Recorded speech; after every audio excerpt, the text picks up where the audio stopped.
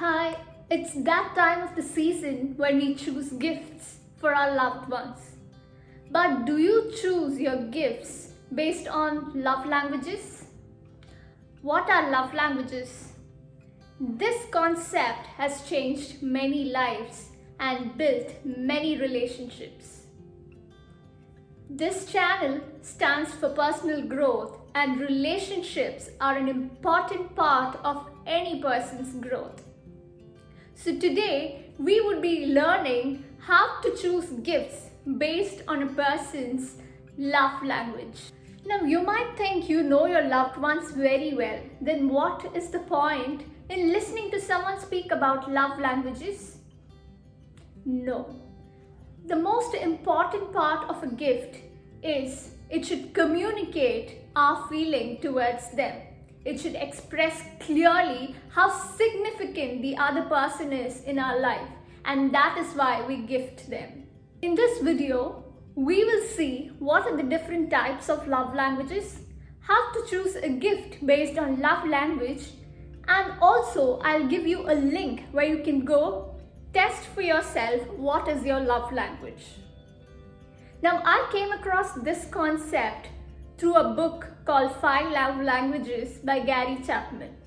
It is said that every person on earth will be influenced by these love languages.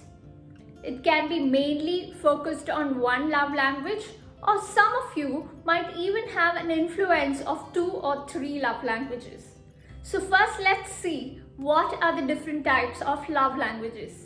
Before I proceed, if you're new to this channel, I'm Soni Rachel, and this channel is completely dedicated for personal transformation of yours. If you have not yet subscribed, please do consider subscribing and click on the bell icon to get notified. Every week there'll be new videos on how to transform your life step by step. The first love language is words of affirmation. Those who have this as their primary love language, how do you communicate with them? Ensure you're using encouraging and positive words when you are communicating. Be actively listening to them and ensure you empathize with them, because these are the ways you communicate to them that you care. So how can you surprise them or gift them? They would love handwritten or surprise notes of love. If you can give them notes written with encouraging words and place it as a surprise wherever they can find them, they would love it. For instance, I gifted one of my friends who had words of affirmation as her primary love language a journal. In that journal, I had placed notes, encouraging notes on random pages. Not just me, I made her family members, her closest friends, to write down notes that would make her feel inspired or encouraged. And I gifted it to her. And she has told me that's one of the most cherished gifts she has ever received. Because she's a person who journals her thoughts every day. And every time she comes across a page written with words of love and encouraging words, she's really thrilled, and that really motivates her to do well in life. So these are the kind of gifts they would prefer.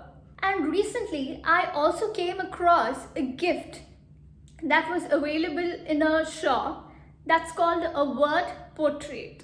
This was specifically designed for people who have their primary love language as words of affirmation. And also remember that if you criticize them in a way that is not constructive, it can really put them off.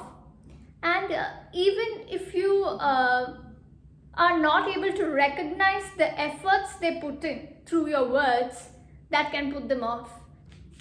The second love language is physical touch. People who have physical touch as their primary love languages would love a hug. They enjoy kisses. They love the physical touch of a human body.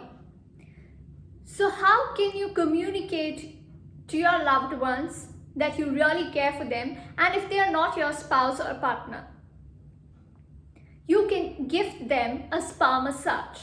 So anything that involves a physical activity that gives them pleasure, they would love it. So you can book them a spa, massage, or something like that. Physical neglect can really turn them off for those who have physical touch as their primary love language. Receiving gifts is the third love language, and those who have this as their primary love language love receiving gifts. That doesn't mean they expect big gifts from you, but what they expect are thoughtful gifts. Please ensure you put some thought behind what the person likes. It can be a small gift, but it should be thoughtful. They should feel that you thought of them while buying that gift. And that is what receiving gifts, those who have love language as receiving gifts, expect from you. And if you forget any special occasions, then they are going to be really mad at you, because they love to celebrate special occasions. So do not forget the special occasions for them, and ensure there's some thought process behind buying a gift. And also, when they gift you, do not forget to thank them, because they expect that. Fourth love language is quality time. Those who have the primary love language as quality time expect undiverted attention from you that is focused on them. That is, when you are with them, they expect you to concentrate on them and spend some quality time with them.